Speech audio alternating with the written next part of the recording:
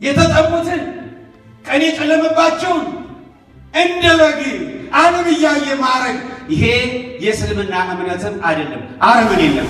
ከእስላሞች ጋርማ እንግዲህ አብረን ያደግን አብረን ነው ያደግን፣ እናውቃቸዋለን። ሰርግ ሲሆንም አንድ ላይ ነው። ምናልባት በስጋ ነው የምንለያየው። ለቅሶም አንድ ላይ ነው፣ ግብዣም አንድ ላይ ነው። ጎረቤቶች ሆነን ያደግነው ሸሆችና ቄሶች፣ ደረሳዎችና ቄስ ተማሪዎች ተቻችለን ነው የኖርነው። ተፋቅረን ተከባብረን ነው የኖርነው። አሁን ምን መጣ? የእነዚህ ሰዎች መንፈስ ካልሆነ በቀር ምን መጣ? ስለዚህ የእስልምናውን እምነት በማወቅ ኢትዮጵያን የሚያህል ሀገር የለም። አብሮ ተቻችሎ በመኖር ኢትዮጵያን የሚያህል ሀገር እምነት ከተባለ እውነተኛውም ይሁን ሌላውም ይሁን እምነት ከተባለ መታወቅ ያለበት ህይወት ያለው ነገር አንሰራ።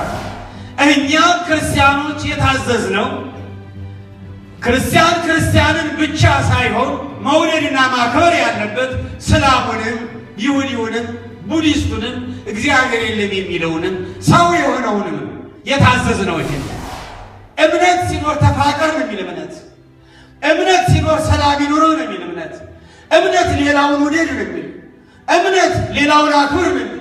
ስለዚህ ለዓለም መሪዎች እንኳን ትልቁን የማይከፈልበት ለማህበራዊ ኑሮ አስተዋጽኦ የሚያደርግ ሰማያዊ ስጦታ ነው፣ ሊከበር ይገባዋል። ክርስቶስን በማመናቸው ኢየሱስ የሚለውን ስም ጠርተው በማስተማራቸው ወንጀል ሆኖባቸው በማመናቸው ያመኑት ወንጀል ሆኖባቸው ለተራቡ አናብስት እየተሰጡ የተራቡ አናብስት ተካፍለው እንደበሏቸው ተጽፏል። ከወንጌሉም ሌላ በስንክሳሩ በገድላቱ በተአምራቱ ዘሮች በቆዳ የሰማዕታት ደም የክርስቲያን ዘር ነው። የነሱ ደም ለኛ ዘርነት ነው። የነሱ እንደዚህ በራስ ላይ መወሰን ለኛ ወንጌል ነው። ለኛ የክርስቶስን ፍቅር ምን እንደሆነ መግለጫ ነው፣ ማስተማሪያ ነው። ስለዚህ ይህ ጊዜ የምንቀራረብበት ጊዜ ነው፣ የምናስተውልበት ጊዜ ነው። ሁሉን ነገር አይተነዋል። ዋጋ የሌለው ነገር መቃብር ይዞ ሊገባል ከንቱ ሊያረገን ነው። ከዚህ የበለጠ የምንቀራረብበት ጊዜ የለም። ከዚህ የበለጠ የምንረዳዳበት ጊዜ የለም።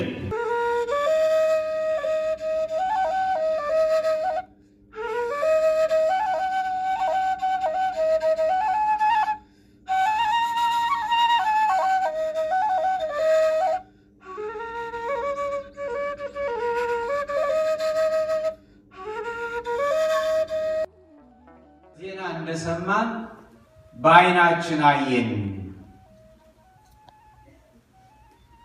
የመጀመሪያ አባባሉ አምላክ ሰው ሆኖ ዓለምን ስለማዳኑ በነቢያት ትንቢት በዜና ነው የተሰማ። ይሆናል፣ ሰው ይሆናል፣ ምልአተ መለኮቱ በዓለም ምሉ እንደሆነ ከሦስቱ አካላት አንዱ አካል ምልአቱ ሳይጠቀለል ሳይሰበሰብ ሳይወሰን ምልአቱ እንዳለ በኪሩቤል ያለው ክብሩ እንዳለ ከአባቱ ከመንፈስ ቅዱስ ሳይለይ ነገር ግን በተለየ አካሉ አምላካዊ ክብርን በመተው ወደኛ በመምጣት ከድንግል ማርያም ያለ ወንድ ዘር ሰው ሆኖ በመወለድ ቀስ በቀስ በማደግ እንደማንኛውም ሰው ማድረግ የሚገባንን ነገር ሁሉ ሰርቶ በማሳየት በመጨረሻም የዓለምን መርገም ሁሉ የዓለምን የሞት ፍርድ በሙሉ ጠቅሎ በቀራንዮ እሱ እንደሚሸከመው የሰዎችን ዕዳ እሱ እንደሚወስደው ገላትያ 3:10 ጀምሮ እንደሚነግረን በሙሉ የዓለም የሰው ዘር ዕዳ በሙሉ በሱ ላይ እንደሚሆን እሱ ደግሞ ምንም ሰውም ቢሆን ፍጹም ሰውም ቢሆን ፍጹም አምላክ በመሆኑ ያን ሁሉ እንደሚችለው ያን የዚህ የሁላችን ዋጋ መክፈል የሚችል እንደሆነ ተነግሮ ነበር። በጆሮ ነበር የተሰማው፣ በዜና ነበር የተሰማው። ይሄ ሁሉ ተከናውኖ ሰው ሆኖ አየን። በቤተልሔም ተወለደ፣ ቀስ በቀስ አደገ፣ በዮርዳኖስ ተጠመቀ፣ በገዳመ ቆሮንቶስ ጾመ፣ ተዘዋውሮ አስተማረ፣ ማድረግ የሚገባንን ነገሮች ሰርቶ አሳየ። በመጨረሻም የዓለምን ዕዳ በሙሉ ቀራንዮ ላይ በመስቀል ተሸከመ። ስለኛ እሱ ሞተ። ስለኛ እሱ ሲሞት በእኛና በእግዚአብሔር መካከል የነበረ የጥል ግድግዳ ፈረሰ የሚለን የጥል መጋረጃው ተቀደደ። ሰውና እግዚአብሔር ታረቅን። እኛ ሞተን እንደምንቀበር ተቀበረን የሚለን በሶስተኛው ቀን መቃብር እንደታተመ መግነዝ ፍቱልኝ መቃብር ክፈቱልኝ ሳይ በመለኮታዊ ኃይሉ ምንም ሰውም ቢሆን አምላክም ስለሆነ ሞትና መቃብር ድል አድርጓቸው በኃይል ተነሳ ነው። ሰሞኑን የደስታ ሰሞን በኃይል ተነሳ። መመሪያ ሲሰጥ ሰነበተ እና በከመ ሰማይነ ከማሁ ርኢነ እንደሰማን አየን። ቅድም እንኳን በጸሎተ ወንጌሉ ላይ ነቢያት አላዩም፣ ተናገሩ ሰሙ እንጂ አላዩም። እኛ ግን በዓይኖቻችን አየን አሉ ሐዋርያት። የአዲስ ኪዳን ክርስቲያኖች ደግሞ የሐዋርያትን አይን አድርገን አየን። አምላክ ሰው ሆኖ በዜና በትንቢት የተነገረው ሰው ሆኖ አየን። በቀራንዮ ስለኛ መሰዋቱን አየን። በጎልጎታ መቀበሩን አየን። ሞትና መቃብርን ድል አድርጎ መነሳቱን አየን። በክብር ማረጉን አየን። ኪሩቤል ላይ መቀመጡን አየን። ተዋርዶ ወድቆ የነበረ የኛ አካል አምላክን ተዋህዶ ልክ ለዚህ ነው አዳም በበደለ ጊዜ እግዚአብሔር ምን አለ? በሶስትነቱ አዳም ኮነ ከመ አሐዱ እምኔነ፣ አዳም ከኛ እንዳንዱ ሆነ። ምክንያቱም አምላክነትን ፈልጎ ነበር አዳም የወደቀው። ነገሩ የምጸት ይመስላል። አምላክ እንደኛ አምላክ ሊሆን አይደል የበላው ሆና ጸጋው ሲገፍ እኮ ሆነ የሚለው ከእግዚአብሔር ሲለይ እኮ ሆነ የሚለው። መቼም ትልቅ ሞት ማለት ከእግዚአብሔር መለየት፣ ከኛ እንዳንዱ ሆነ። ያን ጊዜ አልሆነም፣ ግን ሆነ የሚለው ለካ አሁን አዳም በጥፋቱ በነፃ ፈቃዱ ቢወድቅም ሞትን ያህል ታላቅ ዕዳ በገዛ ፈቃዱ በሱ ላይ ቢሆንም ሞቱ ተወግዶለት ያላሰበው ዕድል ደግሞ አምላክነትን ተዋህዶ ኪሩቤል ላይ በአብ ቀኝ እንደሚቀመጥ። ሁለተኛው አዳም ዛሬ በአብ ቀኝ ነው። ወድቆ የነበረ ተንቆ የነበረ በእግር አጋንንት ተረግጦ የነበረ የኛ አካል አምላክነትን ተዋህዶ ኢየሱስ ተብሎ ኢየሱስ ማለት ሰው አምላክን በተዋህዶ ኪሩቤል ላይ ነው። የኛ አካል ዛሬ ኪሩቤል ላይ ነው። የዓለም ቤተክርስቲያን ራስ ኪሩቤል ላይ ነው። ይሄን አይተናል። ቅዱስ እስጢፋኖስ በአደባባይ በድንጋይ እየተቀጠቀጠ በድንጋይ የሚቀጠቅጡትን ወገኖችን ጌታ ኢየሱስ ክርስቶስ ሆይ የሚያደርጉትን አያውቁምና ይቅር በላቸው ብሎ ቀና ሲል ሰማያት ተከፍተው ወልድ ኢየሱስ ክርስቶስ በአብ ቀኝ ተቀምጦ አየው ይላል። እያየው ነፍሴን ተረከባል። ጌታ ኢየሱስ ክርስቶስ ሆይ ነፍሴን ተረከባ መጣሁልህ አለው። ፍቅርህን በድንጋይ ድብደባ፣ ፍቅርህን በድንጋይ ሞት ገለጥኩት። ፍቅርህን እንድገልጥ ኃይልን ሰጠኸኝ፣ በነፍሴን ተረከባኝ ያለ ሄደ። ደግሞ አሁን የሰማነውና ወደፊት የምናየው ዳግም ይመጣል። ሙታን እንነሳለን። ይህ የምናየው ጉድ የበዛበት ዓለም ያልፋል። ሌላ ዓለም፣ ሌላ የእግዚአብሔር መንግሥት፣ ሌላ ለሰው ልጆች የተዘጋጀ ዘላለማዊ ክብር አለ። ያን እንጠብቃለን። የአዲስ ኪዳን የነቢያት መጀመሪያ ነቢይ ሆኖ የአዲስን ኪዳን ትንቢት የነገረን ኢየሱስ ክርስቶስ ታማኝ ነው። ያን ያደርጋል። ከማረጉ በፊት ግን ምን ብሏል? ሂዱ ይህን የመንግስት ወንጌል ከፀሐይ መውጫ እስከ መግቢያዋ አስተምሩ ያመነ የተጠመቀ ይድናል ያመነ የተጠመቀ ይድናል ቀደምም ብሎ ምንድነው ያለው እኔ ወደ እናንተ ስመጣ ራሴን ክጄ ነው እኔነቴን ትቼ ነው ሰው የሚያስበው ይገርማችኋል አሁን ጌታ አንድ ቀን ብቻ ዓርብ ዕለት መስቀልን ተሸክሞ በመውደቅ በመመነሳት እንደተሰቃየ እንደተዋረደ እናስባለን ግን አይደለም የሱ ውርደት የጀመረው እኛን ገና ሲዋሃድ ነው በድንግል ማርያም ማህፀን የኛን አካል ከአካሉ ጋር ሲያዋህደው የሱ መስቀል ያን ጊዜ ነው የሱ እሱነቱን የተወው ያን ጊዜ ነው እግዚአብሔርነትን መቀማት እንደ መቀማት ሳይቆጥረው ይላል የሰውን አርአያና መልክ ይዞ ሰው ሆኖ ራሱን አዋረደ ራሱን ባዶ አደረገ ራስን ማዋረድ ራስን ባዶ ማድረግ መስቀልን መሸከም ማለት ነው ራስን መካድ ማለት ነው 34 ዓመት ሙሉ ነው የኛ ጌታ መስቀልን የተሸከመ 34 ዓመት ሙሉ ነው ስለኛ የተዋረደው 30 ዓመት ሙሉ ነው ራሱን ባዶ ያደረገው እና ታዲያ ምን አለ እኔ እስከ ሞት ድረስ ወደድኳችሁ እስከ ሞት ድረስ ወደድኳችሁ በሞቴ የዘላለም ሞታችሁን የደመሰስኩላችሁ መርገማችሁን ወስጄ በረከትን የሰጠኋችሁ የዘላለም ሕይወት መንግሥተ ሰማያትን ያዘጋጅሁላችሁ እኔን ሊከተል የሚወድ ቢኖር አለ የማርቆስ ወንጌል ምዕራፍ 8 ላይ ቁጥር 34 እኔን ሊከተል የሚወድ ቢኖር አለ ራሱን ይካድ መስቀሉንም ተሸክሞ ይከተለኝ ራሱን ይካድ በጣም ከባድ ነው ራስን መካድ ማለት ምን ማለት ነው ቅዱስ ጳውሎስ ምን አለ ወደ ሮሜ ሰዎች ምዕራፍ 8 ቁጥር 13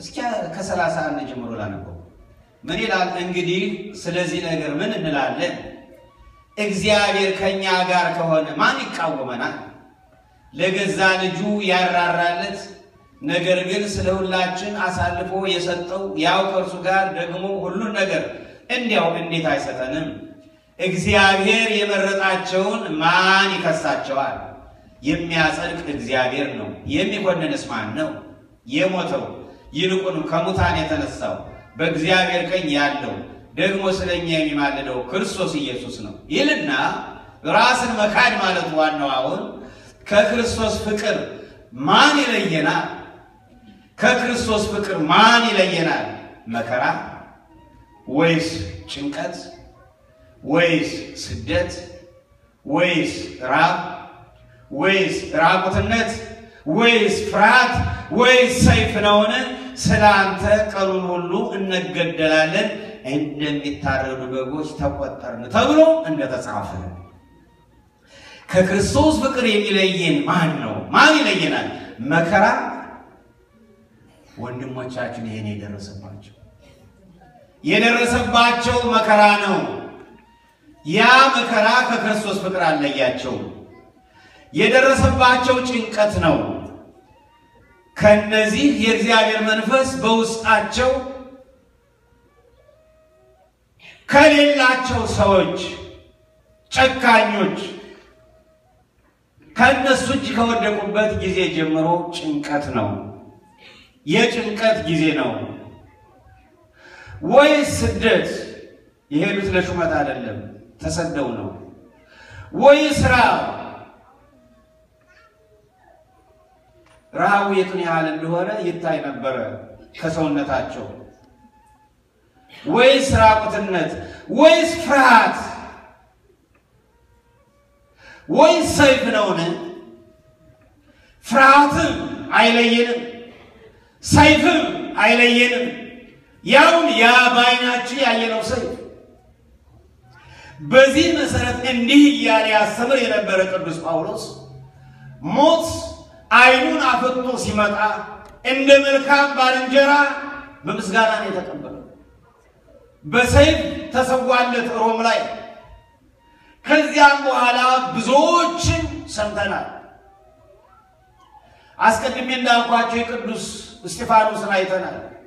የቅዱስ ያዕቆብን በኢየሩሳሌም አደባባይ አይተናል።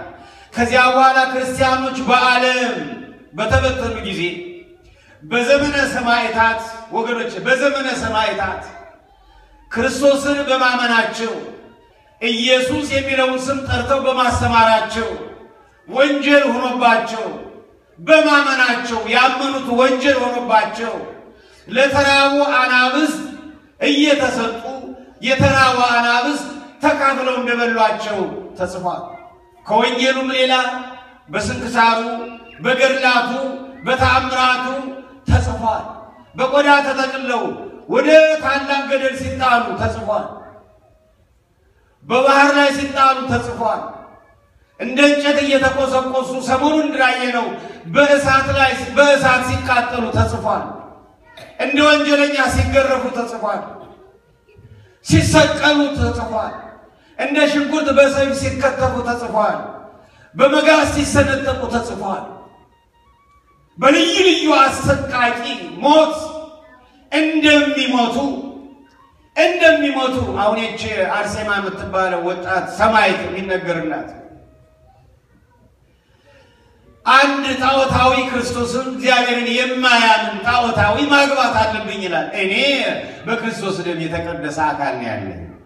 ራሴ ክርስቶስ ሆኖ እኔ እሱ መቅደስ ነኝ፣ እኔ እሱ ታቦት ነኝ፣ እኔ እሱ ጽላት ነኝ፣ እኔ እሱ ቤት ነኝ፣ የእሱ መኖሪያ ነኝ። ያንተ ህይወት ደግሞ በሰይጣን በጣዖት በክፉ መንፈስ የረከሰ ነው። አላደርገውም። እሱንማ እንዲያውም መካድ አለብሽ። አልክደው በያሳይሻለሁ። መጀመሪያ ካህኖቿን መነኮሳቱን ወንጌላውያንን ከፊቷ ላይ አረዳቸው። እንዳየነው ምንድነው የምትላቸው የነበረው ያቺ ሴት? በጣም ይገርም ነገር ነው። አይዟችሁ፣ በእምነታችሁ ጽኑ፣ እስከ ሞት የወደዳችሁን እስከ ሞት ድረስ ውደዱት፣ በሙሽራው ኢየሱስ ክርስቶስ ዙሪያ እንገናኛለን ትላቸዋለች። በይ እንግዲህ ይልና እነሱን ከጨረሰ በኋላ ይላል ደግሞ ጓደኞቿን ደናግሉን ወታደሮች እንዲያመጡ ያደርግና ተራ በተራ አንገታቸውን በሰይፍ እፊቷ ላይ ደንግጣ ፈርታ ገና ሲመጡ ጽኑ፣ እስከ ሞት የወደዳችሁን ፍቅራችሁን በሞት ግለጡት፣ እዚያ እንገናኛለን እከተላቸዋለሁ ትላቸዋለች። መጨረሻ የእምነቷን ጽናት አይቶ ትናንት እንዳየነው አንገቷ በሰይፍ ተቆረጠ። የሚገርመው እዚያ ከጌታ ጋር እንገናኛለን ትላለች። ይሄን ሁሉ ሰምተናል እና እኔ ይገርማቸዋል። አንዳንዱ የመከራውን ብዛት አይና እንዴ የሰው ልጅ ይሄን ሁሉ መከራ ይችላል? ያኛውስ ቢሆን ሰው ነው፣ እምነቱ ባይኖረው ሰብአዊ ርኅራኄ ይኖረዋል። ይሄን ያህል ይጨክናል? ይሄ ነገር ጸሐፊዎች እያጎሉት ይሆናል የሚል አንዳንድ ጊዜ ሰው በመሆኔ ጥርጣሬ ያድርብኛል። መጽሐፍቱን ሳነብ ሰሞኑን ግን አረጋግጥኩ። በ21ኛው መቶ ክፍለ ዘመን የዓለም አእምሮ በበራበት ሰዎች ከዓለም አልፈው ሌላ ዓለም በሚፈልጉበት አኒማል ራይት ተብሎ ሰዎች ለእንስሳት ሰልፍ በሚወጡበት አይት ሌሎችም እንስሳት ለምን የመድኃኒት መፈተኛ ይሆናሉ ተብሎ ለእንስሳት ርኅራኄ በተጀመረበት አስታውሳለሁ። በስንት ዓመተ ምህረት እንደሆነ አላውቅም። በአንድ ሴት አንድ ትልቅ ዛፍ ሊቆረጥ ሆኖ ያ ዛፍ እንዴት ይቆረጥብኛል ብላ ዛፉን ስለምትወድ አንዲት ሴት እላይ ወጣ። ከዛፉ እላይ ከቁንጯ አጠገብ ወጣ። አልወርድም፣ እኔን አብራችሁ ቁረጡኝ፣ ሲወድቅ አብሬ ልውደቅ። ለዛፉ የሚራራበት ጊዜ በሄሊኮፕተር ነው መጥተው የወሰዷት ያነሷት። ዛፍ አላስቆረጥም። ለእጽዋት በሚታዘንበት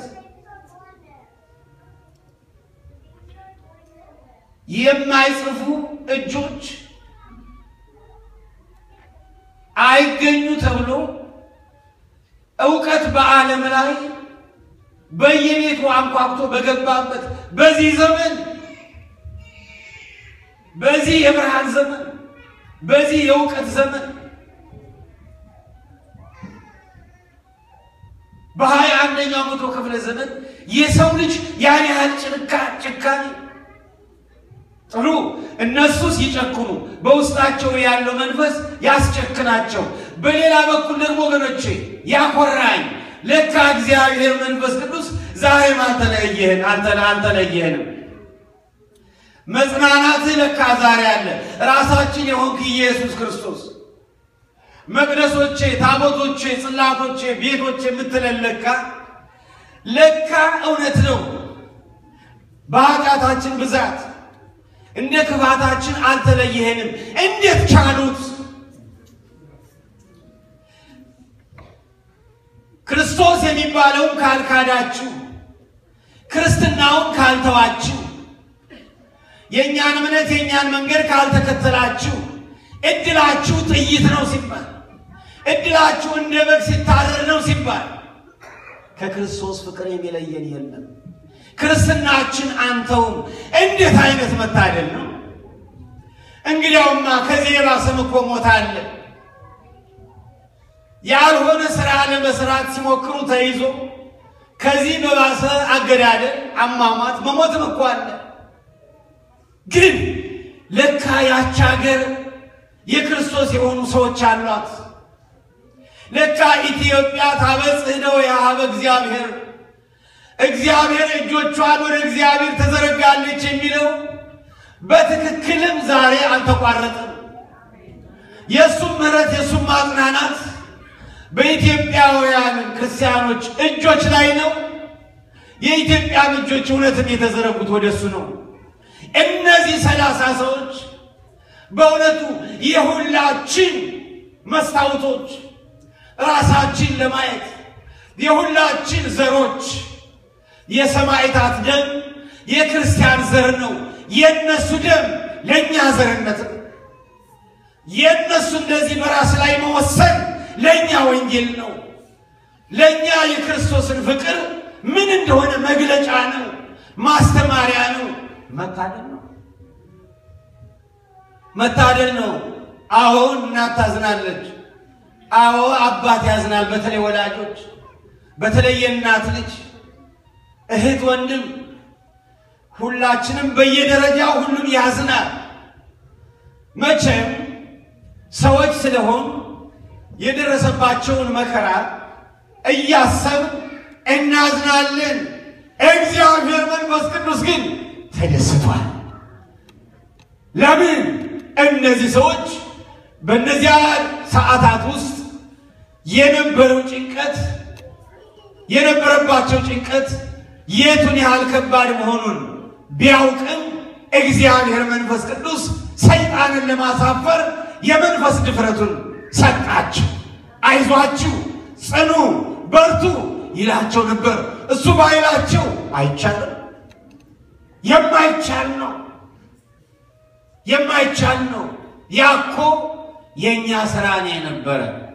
ቢያድሉን ኖሮ እኛ ካህናቱ፣ እኛ ሰባኪያን የምንባለው በሞቀ ከተማ እንደነፋው ወደ ተበተኑ ወገኖቻችን በመሄድ ከነሱ በፊት በመቅደም በእነሱ ፊት እኛ የሞትን ጽዋ እየቀመስን በማሳየት ያ እነሱን ፍለጋ እነሱን ጥበቃ ቢሰደዱ አብረን ወይም ቢሰደዱም ሄደን ለማጽናናት በምናደርገው የወንጌል አገልግሎት የምናገኘው በረከት ነው የነበረ። ግን ጽድቅ ለሮጠ ወይም ለቀደመ አይደለም፣ ለመረጣቸው ምን ይላል እዚህ ራዕየ ዮሐንስ? ይገርማቸዋል። ራዕየ ዮሐንስ ምዕራፍ 6 ራዕየ ዮሐንስ ምዕራፍ ስንት አልኩኝ? ምዕራፍ 6 ከቁጥር 9 ጀምሮ ምን ይላል? አምስተኛውንም ማኅተም በፈታ ጊዜ ስለ እግዚአብሔር ቃልና ስለ ጠበቁት ምስክር ማለት ስለ እምነታቸው ምስክር ማለት ሰማዕት ማለት ነው። ስለ እምነታቸው ስለ ጠበቁት ምስክር ስለ እግዚአብሔር ቃልና ስለ ጠበቁት ምስክር የታረዱትን የሰዎችን ነፍሳት ከመሠዊያ በታች አየሁ ይላል። በክርስቶስ ዙሪያ የታረዱትን የሰማዕታትን ነፍሳት ከመሠዊያ በታች አየሁ ይላል።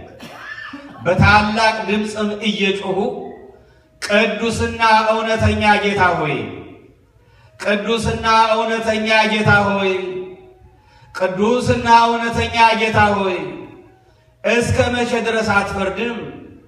ደማችንስ በምድር በሚኖሩት ላይ እስከ መቼ አትበቀልም አሉ። ምክንያቱም በቀል የኔ ነው ለኔ ስጡኝ ብሎ በማንም ላይ ድንጋይ እንዳትወረውሩ የሚያደርጉትን ይቅር በላቸው ከማለት በቀር አንድም አጸፋ እንዳትመልሱ በቀል የኔ ነው ብሎ አስተምሯል። በዚያ መሰረት ነው ያለቁ እነሱ ጠጠር ሳይወረውሩ ይቅር በላቸው እያሉ። ስለዚህ ደማችንስ በምድር በሚኖሩት ላይ እስከ መቼ አትበቀልም አሉ። ታዲያ ምን መልስ ሰጣቸው? እሱ ለእያንዳንዳቸው ነጭ ልብስ ተሰጣቸው፣ ማቆላመጫ ነጭ ልብስ ተሰጣቸው። እንደ እነርሱም ደግሞ ይገደሉ ዘንድ ያላቸው የባሪያዎች ባልንጀራዎቻቸውና የወንድሞቻቸው ቁጥር እስኪፈጸም ድረስ ገና ጥቂት ዘመን እንዲያርፉ ተባለላቸው። ቆዩ ረፉ ትንሽ። ለምን? እንደናንተ በእኔ ምክንያት እንደ በጎች የሚታረዱ የልጆቼ የወንድሞቻችሁ ቁጥር ገና አልሞላም። ስለዚህ ነጫጭ ልብስ ሰጥቶ እረፉ ቆዩ አለ ይላል። የወንድሞቻችሁ ቁጥር አልሞላም። እነዚህ 30ዎቹ ከእነዚህ ሰማዕታት ቁጥር ውስጥ ነው የገቡ። እኔ አላገኘውም ብለምን ቁልቢ ብሳት አላገኘው። የታደሉ ነው የሚያገኙት። በቀኝ የተሰቀለው ወንበዴ ከጌታ ጋር ወደ ቀራንዮ የሄደው ሞቱን ለመፈጸም ነው። ወንጀለኛ ነበረ። ስለዚህ ተፈረደበት። አሁን እሱ በቃ እንግዲህ ያለኝ ቀን ዛሬ ናት ተገላገልኩት ይላል። እሱ ቶሎ እስኪወረደው ነው የሚቸኩል። ሌላ ነገር አልተመኘም። ይሄ ሰው ወደ ቀራንዮ ከጌታ ጋር እንዲሰቀል የሄደው የተሰቀለው በቃ ሞት ተፈርዶብኛል መሞቴ ነው ብሎ ነው እንጂ ሌላ ያሰበው ነገር አልነበረም። ነገር ግን ታምራቱን አየ። ትንቢቱ እንደተፈጸመ ይሰማው የነበረው ይሄ በመካከል የተሰቀለው እንደሆነ ተረዳ፣ አመነ። ወዲያውኑ ምን አለ? ጌታ ሆይ በመንግስት ስትመጣ አስበኛል። ተዘከረኒ እግዚኦ በውስተ መንግስት፣ አቤቱ በመንግስት ስትመጣ አስበኛል። የሚገርም ነው። ወንበዴው በውንብድናው ምክንያት የሞት ፍርድ የተፈረደበት እንዴት አይነት ተአምር ነው! በመንግስት ስትመጣ አስበኝ። ስንት እኮ ሊቃውንት ነበሩ ስለ መሲሁ መምጣት ትንቢት ሲናገሩ የነበሩ፣ መጽሐፍ ሲተረጉሙ የነበሩ፣ ሲያስተምሩ የነበሩ። ለዚህ ለዘላለማዊው ለእግዚአብሔር በግ ምሳሌ የሆኑትን የሰው ልጆችን የኃጢአት ማስተስሪያ በጎችን እየሰዉ ለሕዝቡ ኃጢአት ደም ሲረጩ ነበሩ እኮ ያን ጊዜ። ነገር ግን መታደልን ይጠይቃል። በቀኙ የተሰቀለው ወገኖቼ አቤቱ ጌታ ሆይ ዳግም ስትመጣ በመንግስትህ አስበኝ ሲለው እንዳንተ አይነትን ነው ፈልጌ የመጣው። እነሆ ከዛሬ ጀምሮ ከኔ ጋር በገነት ነህ። ከዛሬ ጀምሮ በገነት ነህ። ያ ደጉ አብርሃም ሳይገባ፣ ያ ደጉ የዋሁ ሙሴ ሳይገባ፣ ስንቶች ነቢያት ሳይገቡ እንደ ልቤ ያለ ሰው ላይ መሰከረለት። እውነተኛው ተነሳሂ፣ እውነተኛው አልቃሻ፣ እውነተኛው በኃጢአት የሚያምን ቅዱስ ዳዊት ሳይገባ፣ ነቢዩ ኤርምያስ ስለ እግዚአብሔር ቃል ስለ ትንቢቱ ስለ ማስተማሩ ወገኖቼ ቃሉን ጠብቆ ስለማስተማሩ ቃሉን ጠብቆ ስለማስተማሩ በመጋዝ የተሰነጠቀ ኤርምያስ የመጨረሻው ቅጣት ስንቅ ቤት የተከተተ ኤርምያስ ወገኖቼ እነዚያ ሁሉ ደጋጎች አንዳቸውም ሳይገቡ ሽፍታው ቀድሞ ገባ። የሱ ምሕረት እንደዚህ ነው። አሁንም ደግሞ ወገኖቼ እንደዚህ ሰው ሽፍቶች ባይሆኑም እነዚህ ልጆቻችን ወንድሞቻችን ራሳቸውን ለማሻሻል ሰርተው ራሳቸውን ለመርዳት ሰርተው ቤተሰቦቻቸውን ለመርዳት ሰርተው እግዚአብሔርን ለማመስገን ሰርተው እግዚአብሔርን ለማክበር እንደ ሰው ነው ለመኖር ምናልባትም ከነሱ ውስጥ ሰርተው ገዳማትን ለመርዳት ሰርተው ወንጌላውያንን ለመርዳት ሰርተው ቤተክርስቲያንን ለመርዳት ለስራ ነው ይሄ ተርበዋል። ስደተኞች ናቸው፣ መንገደኞች ናቸው። ጌታ እንግዳ ሆኜ መጥቼ ተቀበላችሁኛል ይላል። ዳግም ሲመጣ ያደለው ተቀብሎ ያስተናግዳል፣ የተራቡትን ያበላል፣ ያጠጣል። በምግብ ፈንታ በመጠጥ ፈንታ መንገድ የጠፋውን በማሳየት ፈንታ ሰይፍ ያሰቆቃ የሚያሳዝን ነው። በጣም የሚያሳዝን ነው። ስናየው ለኛ የሚያሳዝን ነው። ለነሱ ግን መታደል ነው። ለነሱ መታደል ነው። እኔም እናንተም አናገኘው። በደሙ አነጻቸው፣ በደማቸው ፍቅራቸው መሰከሩ። መታደል ነው። የእነዚህ ሰዎች ታዲያ መጨረሻቸው ምንድነው? እሺ ስለ ፍቅሩ አሁን ዓለም እያየ ደግሞ እኮ እንደው የእግዚአብሔር ድንቅ ስራው የእግዚአብሔር ድንቅ ስራው የእምነታቸውን ጽናት እምነታችን አንቀይርም ብለው አንገታቸውን ለሰይፍ ግንባራቸውን ለጥይት መስጠታቸውን ራሳቸው ገዳዮች ነው የመሰከሩ። አይደለም ወገኖች፣ ገዳዮች ነው የመሰከሩ። የመሰከሩት ደግሞ ለሊቢያ አካባቢ አይደለም፣ ለዓለም፣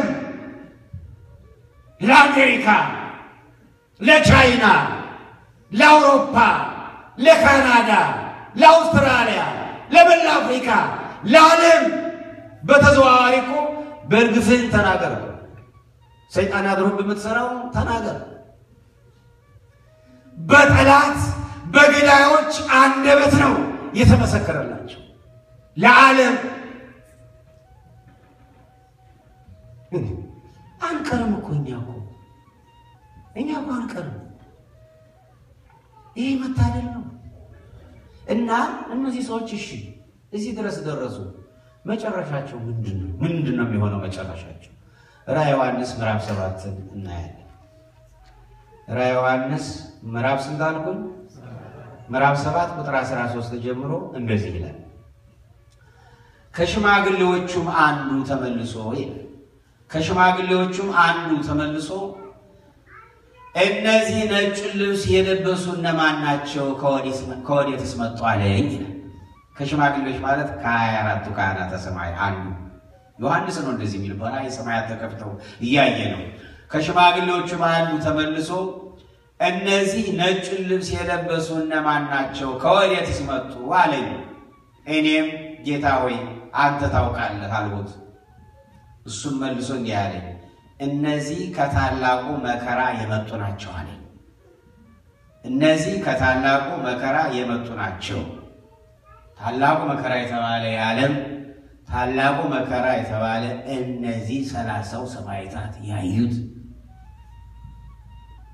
ታላቁ መከራ ተባለ። እነዚህ የተባለው እነዚያ 148 ነው 100 ስንት ነው ኬንያ ላይ በስሙ የተጨፈጨፉት።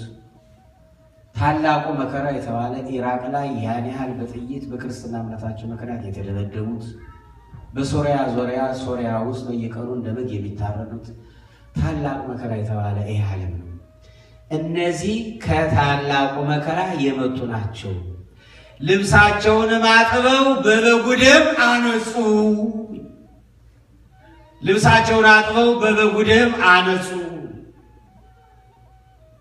ያዕቆባው የተቀላቀለው ደም መጀመሪያ ያነጻ እነሱ። የክርስቶስ ደም አነጻቸው። በልዩ ልዩ ኃጢአት ሊቆሽሽ ይችላል። አሁን ደግሞ ያን ደም መንጽሔ ያደረገላቸው፣ በደም መሰከሩለት። ልብሳቸውን አጥበው በበጉ ደም አነጹ ይልና ስለዚህ ምንድነው እነዚህ ሰዎች መጨረሻቸው?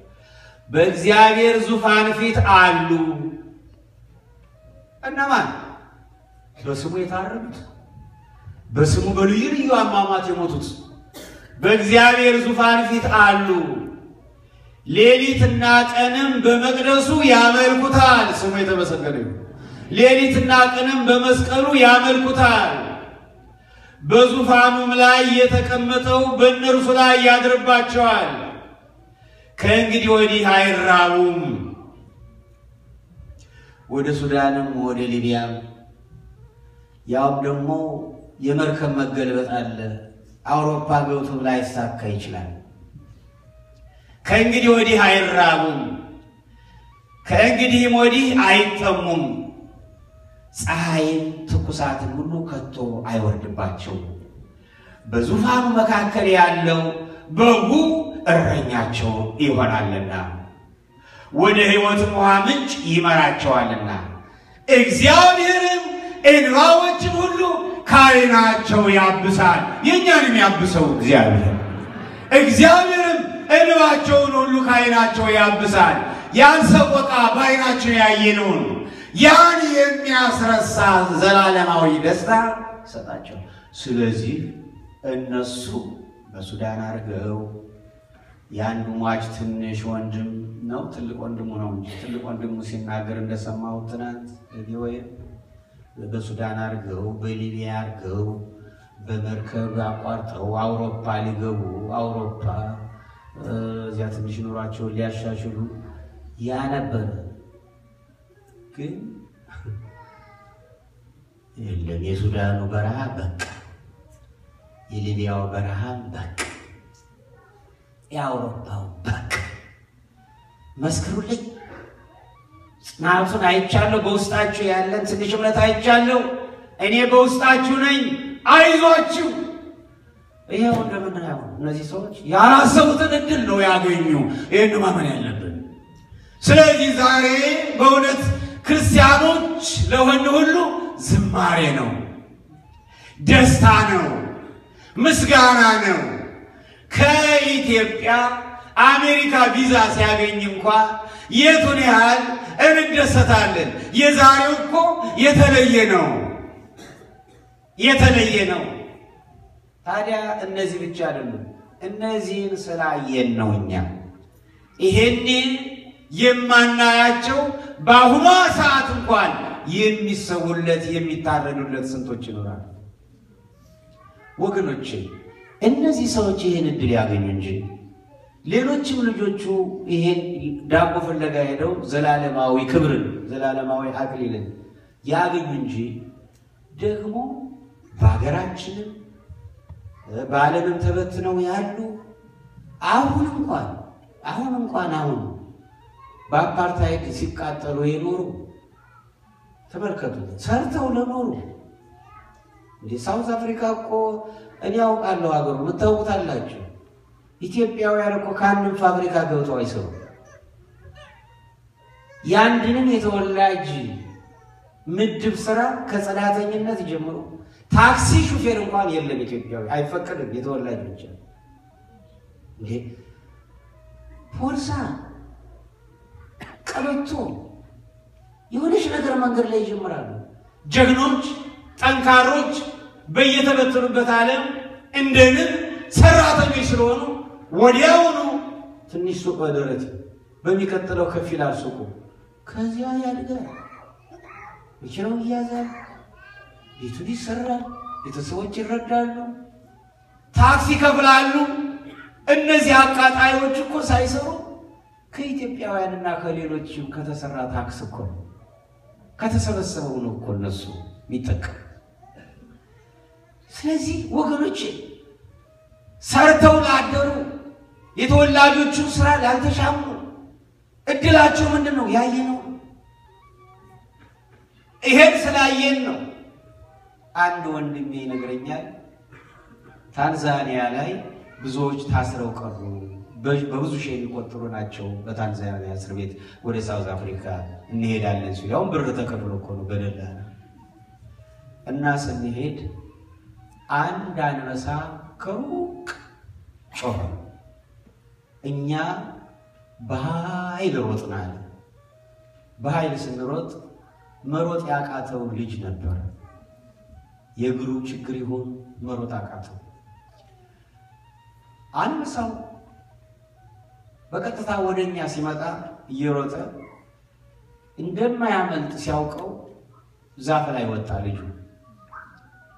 ዛፍ ላይ ገና እየወጣ ያለ ይገርማቸዋል እንደ ጀት ተወርውሮ አንበሳው ይመጣና ልክ እንደ ኳስ ነጥሮ ወደ ላይ ዘሎ እግሩን ይዟል። እየጮኸ በላው። የጮኸቱን ድምፅ ስለሰማው ይላል ታሞ ነበር ልጁ። አንበሶች የሚካፈሏቸው ወንዝ እንሻገራለን ብለው አዞዎች የሚካፈሏቸው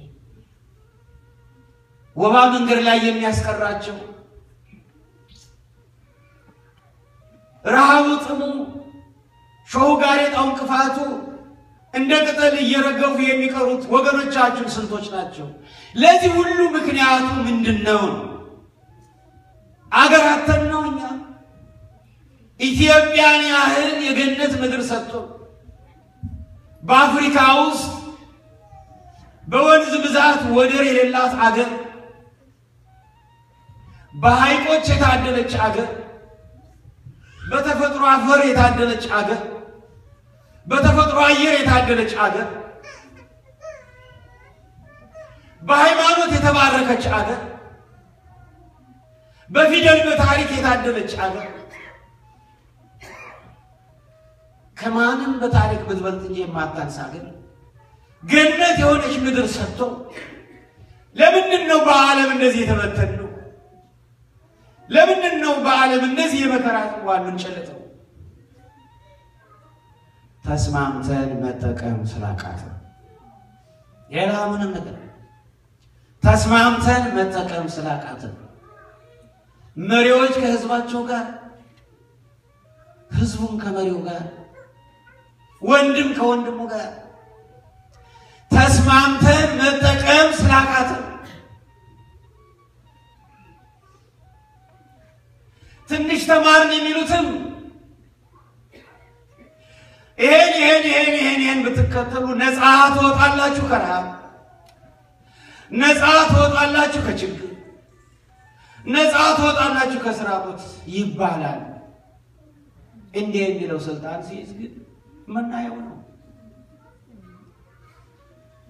ሳይቸግረን ሁሉም እያለን መስማማት አቃተን። እስቲ እኛስ መስማማት እንከተል እዩትም አንድ አሁን ኤርትራንና ኢትዮጵያን አንድ አይን አድርገን እናያለን። እኛ በክርስትናው ነው የምናየው።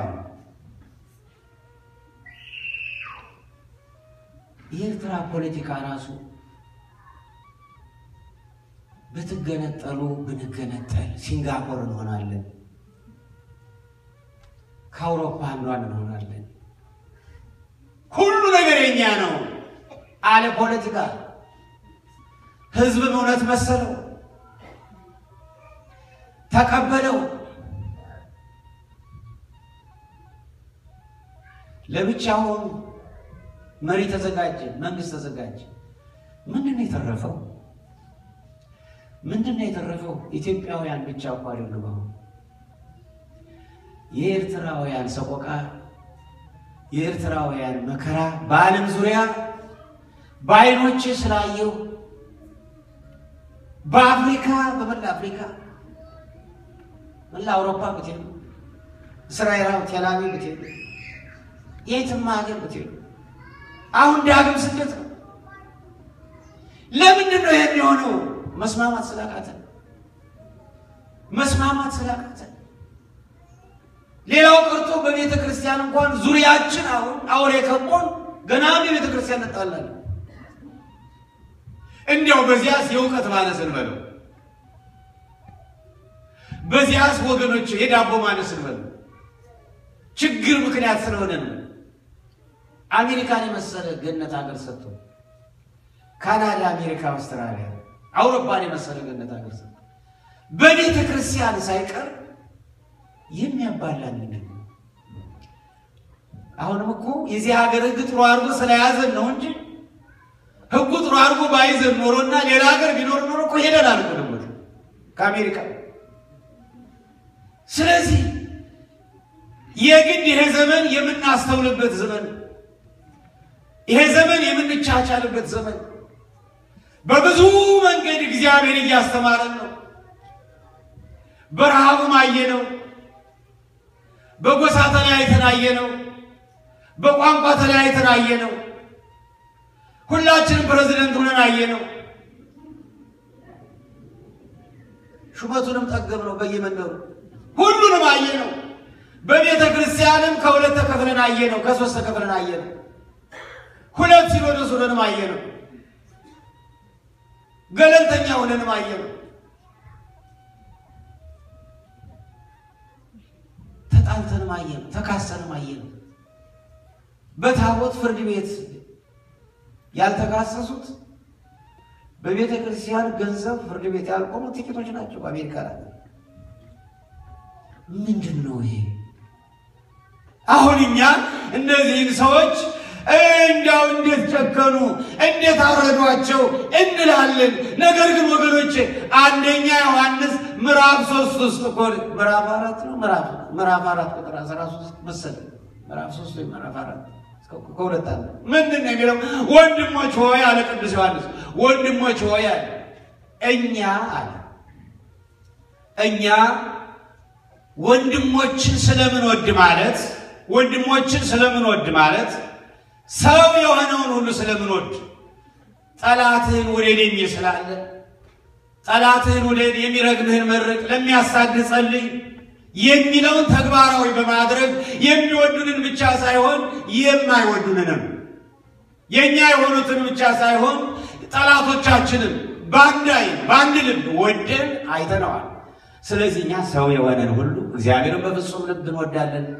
ራሳችን ደግሞ ሰው የሆነ ሁሉ እንደራሳችን አድርገን እንወዳለን። ስለዚህ አለ እኛ ሰዎችን ሁሉ ስለምንወድ አለ ዮሐንስ፣ የመጀመሪያው ክርስትና እንደዚህ ነው።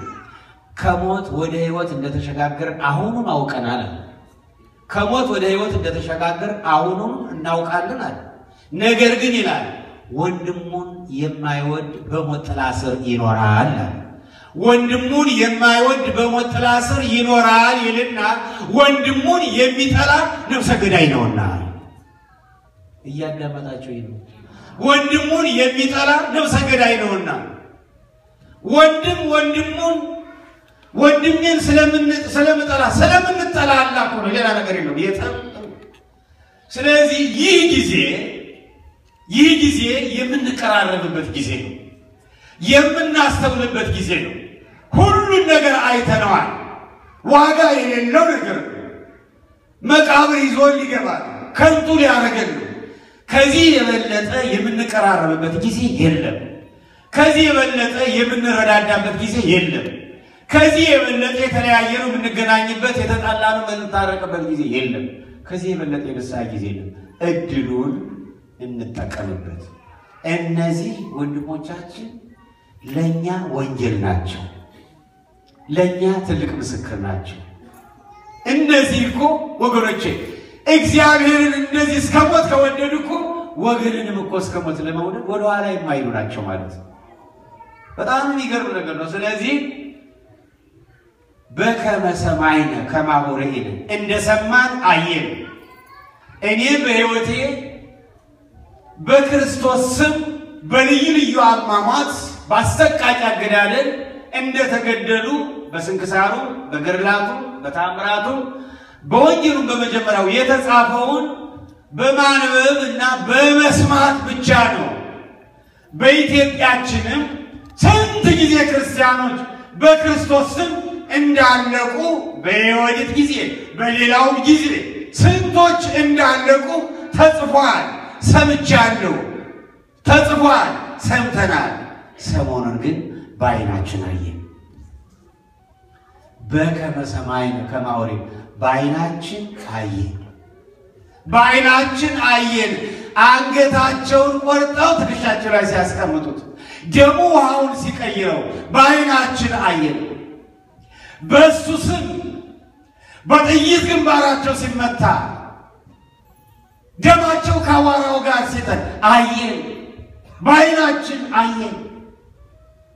አሁን እኛ ያየነው አሁን ስጋውን ነው። ግን በአካለ ነፍስ ደግሞ በመንፈስ በጌታ ዙሪያ በዘመነ ሰማዕታት በሌላውም ጊዜ በእሱ ስም የታረዱ ነፍሳት በዙሪያ ሆኖ 24 ሰዓት ቅዱስ ቅዱስ ቅዱስ እያሉ ከሚያመሰግኑት ጋር አብረው ሲቆጠሩ እነዚህ ኢትዮጵያውያን አየን። ይሄን ማመን አለብን። አየን። መታደል ነው። ብሳል አላገኘው፣ እኔ አላገኘው፣ እናንተም አታገኙትም። ፈቃዱ እኮ እናገኘው እንችላለን፣ ግን አይመስለኝም። መታደልን ይጠይቃል፣ መመረጥን ይጠይቃል። ስለዚህ ወገኖቼ ዛሬ ማዘን ያለብን ለራሳችን ነው። እነሱማ ጨረሱ። እግዚአብሔር የተመሰገነ ይሁን። ገርላቸውን ጨረሱ፣ ገርላቸውን ጨረሱ። ጌታን በመስቀል ላይ እያለ ከታች ነው ሲያለቅሱ የነበሩትን እኔ አለ እኔ ማድረግ የነበረብኝን ተልእኮዬን እየፈጸምኩ ነው። ይልቅ አለ ብከያ ላይ ደረስክን እናንተ የኢየሩሳሌም ደናግል ቆነጃጅት ለራሳችሁ አልቅሱ። ዛሬ ለራሳችን የምናለቅስበት ጊዜ ነው። ንስሐን የምንገባበት ጊዜ ነው። የተጣላን የምንታረቅበት ጊዜ ነው። ስልኩ ወገኖች ማይረባውን ማይጠቅመውን ነገር እንድንጠቀምበት ሳይሆን የሚጠቅመውን ነገር ዘመኑ እንዳለቀ ጌታ የተናገረው ነገር ሁሉ እኮ ደረጃ በደረጃ ደረጃ በደረጃ ደረጃ በደረጃ እየተፈጸመ እኮ ነው ያለው። አሁን እኮ የቀረ መምጣቱ ብቻ። ስለዚህ የተናገረው ትንቢት በሙሉ ደረጃ በደረጃ እየተፈጸመ ከሆነ ወገኖች የመምጣቱ ነገር የተረጋገጠ የመምጣቱ ነገር የተረጋገጠ። ስለዚህ ነፍሳቸውን ይማር፣ ያዘኑትን ቤተሰቦቻቸውን እግዚአብሔር አምላክ ያጽናልን፣ መጽናናቱን ይስጥልን። ግን በእነዚህ ሰዎች አሟሟት ግን ቅድም እንዳልኳችሁ ከክርስቶስ ፍቅር የሚለየኝ ማን ነው? መከራ ወይስ ጭንቀት ወይስ ስደት ወይስ ራብ ወይስ ራቁትነት ወይስ ፍርሃት ይልና መጨረሻው ወይስ ሰይፍ ነውን? ወኮነ ከመ አባግ ዘይጠብቁ እንደሚታረዱ በጎች ሆን አየ እንደሚታረዱ በጎች። ስለዚህ እግዚአብሔር ይቅር ይበላቸው ገዳዮች፣ እግዚአብሔር ይቅር ይበላቸው። የሚያደርጉትን አያውቁምና ይቅር ይበላቸው። ነገ እኮ እነሱ ይፈርሳሉ፣ ወይም ደግሞ አጸፋውን ነገር ሊያገኙት ይችላሉ። ባሉ እነሱ እኮ ዘላለማውያን አይደሉም። ነገር ግን ጌታን በሰቀሉት ጊዜ ሰቃዮቹ እግዚአብሔርን ያስደሰቱ ይመስላቸው ነበር ይላል። ምናልባትም እነዚህ ሰዎች ግን አይመስለኝም ሃይማኖት ያላቸው አይመስልም። ምክንያቱም እስላሞችም አይመስሉኝም። እውነተኞች እስላሞች ቢሆኑ እኮ በቁርአናቸውም የተጻፈው በታሪክም የምንሰማው በኢትዮጵያ ውስጥ ያሉ የእስልምና መሪዎች ከልጅነት ጀምሮ ሲናገሩ መሰማው በሚዲያም ሁሉ ጊዜ የሚያስተጋቡት ነቢዩ መሐመድ ነፍሳቸውን የእንትናቸውን የተማሪዎቻቸውን የተከታዮቻቸውን ነፍስ ያተረፈች በእንግድነት ተቀብላ አስጠግታ ያተረፈች አገር ኢትዮጵያ በመሆኗ እንዳትነኩ ብለዋል።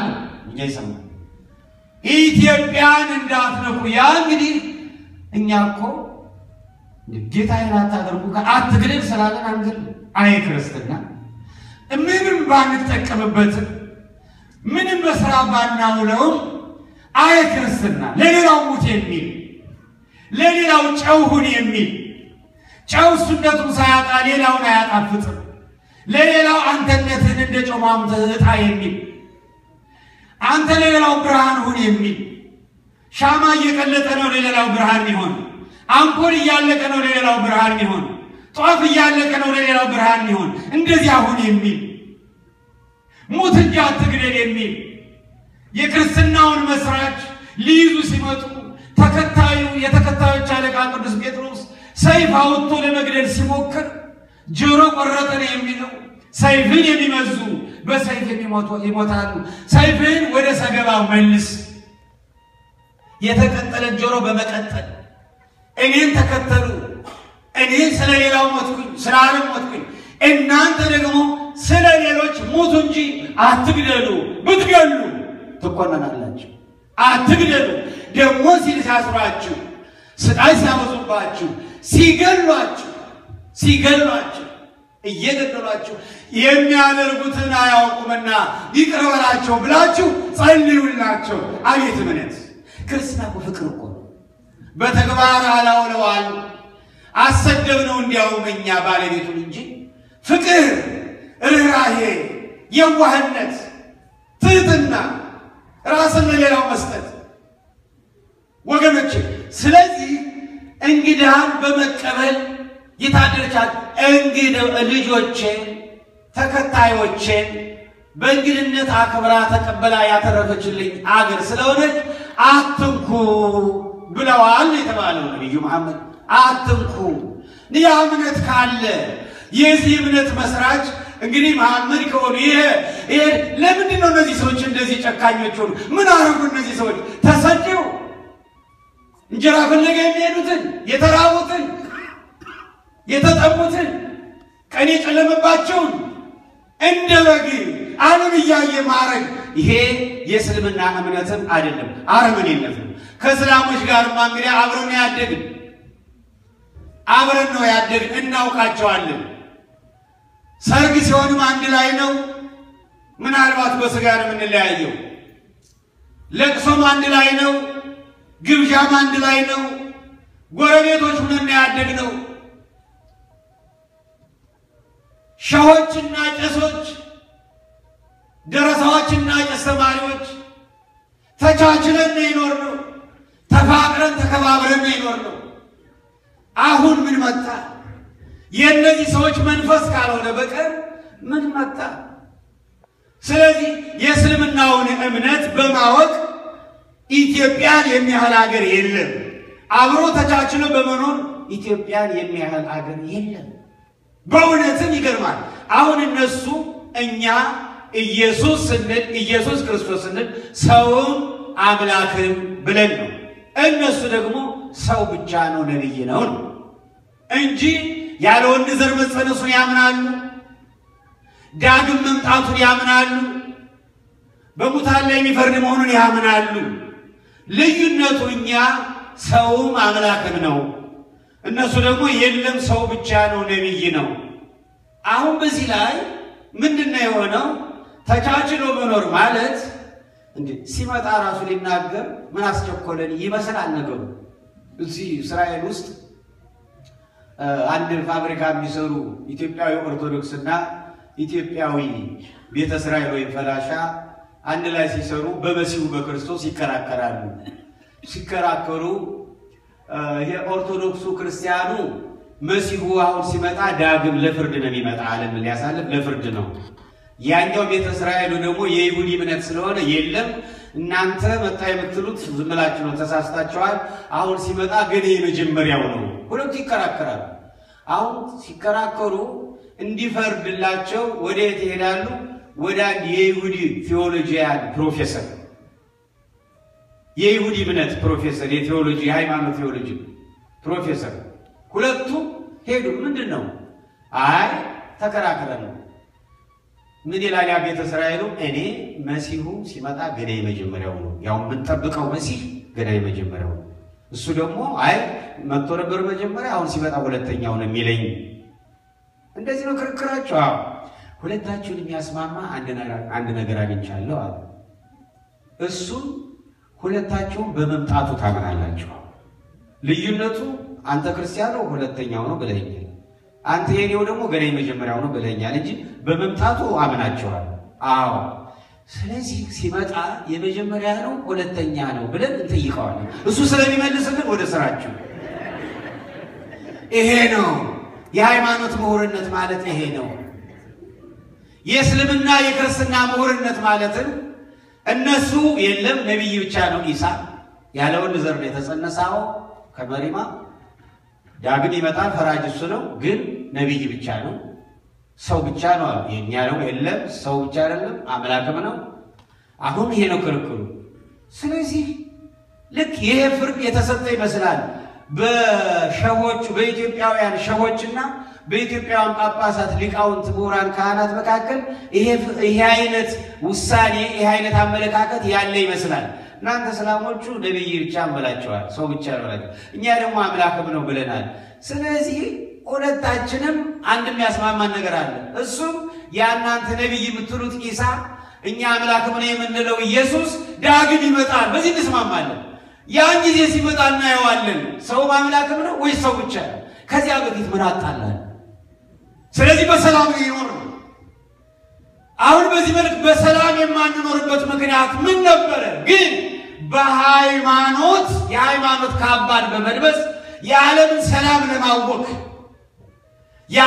ሰላም ለማወክ በዓለም አማኞች ላይ የሃይማኖት ጦርነት እንዲነሳ የሚጠቀምባቸው የሚያደርጉትን የማያውቁ ሰዎች አካሄድ አመለካከት ወደ ውስጥ ስንገባ ግን የዲያብሎስ ስራ ይሄ የሰይጣን ስራ እኛ ክርስቲያኖች የታዘዝነው ክርስቲያንን ብቻ ሳይሆን መውደድና ማክበር ያለበት እስላሙንም ይሁዲውንም ቡዲስቱንም እግዚአብሔር የለም የሚለውንም ሰው የሆነውንም የታዘዝነው ይሄን ነው እንዲያውም መንፈሳዊ ጉልበት ላለው ጠላትህንም ነው ጠላትህን ውደድ ቢራባ ብላው ቢጠማ ጠጣው ነው እዘንለት ጸልይለት ነው ክርስትናው የሚለን ስለዚህ ለኛ ለክርስቲያኖች ማንም የሰው ልጅ ጠላት የለንም ሃይማኖታችን ወንጌላችን የሚለው ይሄን ነው ኤፌሶን 6 ላይ የሚለን ምንድነው የሚለን የእግዚአብሔር ቃል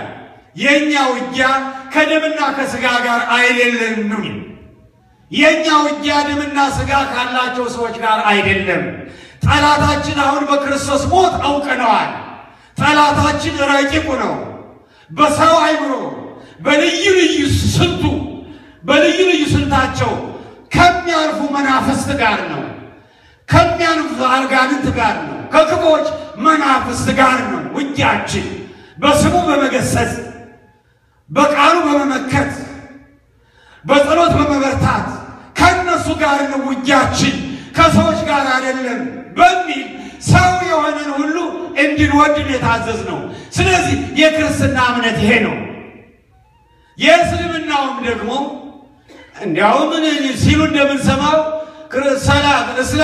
ሰላም ለማለት ነው የእነሱ መቼም ብትገሉ ትጸድቃላችሁ የሚል ካለ ቢያስተካክሉት ይሻላል ምክንያቱም እምነት ተመልከቱ እምነት በርህራሄ በየዋህነት በትህትና ሌላውን እንደራስ በመውደድ መታወቅ አለበት እንኳንና ይሄ ሰማይና ምድርን የፈጠረ እግዚአብሔር ብለን ምናምነው ቀርቶ ቡዲስቶች እንኳን የቡዲስት መነኮሳት በዚህ የምንሰማው የቡዲስት መነኮሳት በዚህ በቻይና ማለት መሰል በኤዥያ ያሉት እነሱ በጣም ይገርም ርህራሄያቸው እንኳን ክቡሩን የሰው ልጅ ቁንጫጭት ህይወት ያላት ነገር አያጠፉም እምነት ከተባለ እውነተኛውም ይሁን ሌላውም ይሁን እምነት ከተባለ መታወቅ ያለበት ህይወት ያለውን ነገር በማክበር እንኳንና ሰውን ያህል ክቡር ፍጥረት ሰውን ያህል በአርአያ ሥላሴ የተፈጠረ ስለዚህ ወገኖቼ እምነት ከሆነ ምንም እንኳን በእምነት ብንለያይም በማህበራዊ ኑሮ ተቻችለን የምንኖርበት የመሪዎች ትልቅ ወታደር የመሪዎች ትልቅ ህግ የዓለም መሪዎች አጋዥ እምነት ሲኖር ተፋቀር ነው የሚል እምነት ሲኖር ሰላም ይኖረው ነው የሚል እምነት። እምነት ሌላውን ውደድ ነው የሚል እምነት ሌላውን አክብር ነው የሚል። ስለዚህ ለዓለም መሪዎች እንኳን ትልቁን የማይከፈልበት ለማህበራዊ ኑሮ አስተዋጽኦ የሚያደርግ ሰማያዊ ስጦታ ነው፣ ሊከበር ይገባዋል። ስለዚህ ወገኖች እነዚህ ሰዎች በሃይማኖት ባያመካኙ የለበሱትን የሃይማኖት ካባ አውልቀው ጥለው እውነቱን ልባቸውን ለዓለም ቢያሳዩ ልክ ሲያርጓቸው ወገኖቻችን እንዳሳዩ የእነሱንም ውስጣቸውና ዓላማቸውን ቢያሳዩ ጥሩ ነበር እንጂ ሃይማኖት አላቸው ብሎ ለማመን ከባድ ነው። ስለዚህ እግዚአብሔር አምላክ በአገራችንም እስልምናው ክርስትናው ሌላው እምነት ህዝቡ ተቻችሎ ነው የኖረው። ተቻችለው የኖሩባት አገር ናት። በዚያው እንድትቀጥልልን ቅዱስ ፈቃዱ ይሁንልን። እንኳንና የተለያየ እምነት አንድ ሆኖ መኖር ቀርቶ ወገኖች የተለያዩ ጎሳዎች አሉ። በጎሳ በቋንቋ በአካባቢ እያመካኘ እርስ በርሳችን የሚያተራምሰን ሰይጣን በፖለቲከኞች ምን በለው በማንኛቸውም ሰዎች አድሮ እንዲህ አንዱን ሌላው በክፉ ዓይን እንዲያየው ክፉ ነገር እንዲያደርግበት በልዩ ልዩ ነገር እንድንለያይ የሚያደርጉንን ክፉዎች መናፍስት መድኃኔዓለም ኢየሱስ ክርስቶስ በፈሰሰ ደሙ በተቆረሰ ሥጋው በቅዱስ ስሙ ከሀገራችን በታች ይቀጥቅጥልን፣ ከመላ አፍሪካ እግር በታች ይቀጥቅጥልን፣ ከዓለም ሕዝብ እግር በታች ይቀጥቅጥልን፣ ለዓለም ሰላምን ይስጥልን። የዓለም ሃይማኖቶች ተባብረው ተቻችለው ተፋቅረው የሚኖሩበትን ጥበብ እግዚአብሔር ይስጥልን። የወገኖቻችንን ነፍስ ይማርልን፣ እኛንም ያበርታል። በአሁኑ ሰዓት ደግሞ በዓለም ዙሪያ በስደት ላይ ያሉትን ደግሞ እግዚአብሔር መርቶ በሰላም ወዳሰቡበት ያደርሳቸው። በመርከብ እየሄዱ እየሰጠሙ ያሉትንም እግዚአብሔር በቸርነቱ የዮናስን መርከብ የታደገ አምላክ ይታደጋቸው። እናንተም የእነዚህ ወገኖቻችን ሐዘናችሁ ሆኖ በኢትዮጵያዊነትም በክርስትናውም አንድ አካልነት በአጭር ጥሪ ይህን ጥሪ አክብራችሁ መጥታችሁ ሐዘናችሁ ስለገለጣችሁ እግዚአብሔር ይባርካችሁ። የእናንተን ድካም አይቶ እግዚአብሔር መንፈስ ቅዱስ ሐዘንተኞችን ያጽናናልን። በዓለም ዙሪያ ያዘኑትን ክርስቲያኖችን ብቻ ሳይሆን በእስልምናውም ዓለም እያለቁ ነው። ልጆቻቸው የሚያልቁባቸው ስንቶች አሉ። በእስልምናውም ዓለም በሌላውም በልዩ ልዩ ጦርነት እያለቁ ያሉትን እሱ በቸርነቱ ይማርልን። ያለቁባቸውን ቤተሰቦች ደግሞ እሱ ያጽናናልን። መቼም እግዚአብሔር እንዲያው አንድን ሃይማኖት ብቻ በመውደድ የሚያደል አምላክ አይደለም። ምንም በዘላለማዊ ፍርድ የራሱ አሰራር ቢኖረው በዚህ ዓለም ላይ ግን ፀሐይን፣ ጨረቃን፣ አየሩን፣ ዝናቡን፣ ክረምት በጋውን ለሁላችንም እንደሚሰጠን ሁሉ ሁላችንም ሰላም እንድናገኝ ነው የሚወድ የኛ ፈጣሪ የኛ አምላክ። ስለዚህ ለሁሉም አይነት እምነት ለሁሉም ሕዝብ መጽናናቱን ይስጣቸው። እግዚአብሔር ደግሞ የሐዘን ዳርቻ ያድርግልን። ዓለምን በቃሽ ይበላት፣ ይችን የደም ምድር ይበቃሻል ይበላት። እግዚአብሔር የተመሰገነ ይሁን። ነፍስ ይማርልን።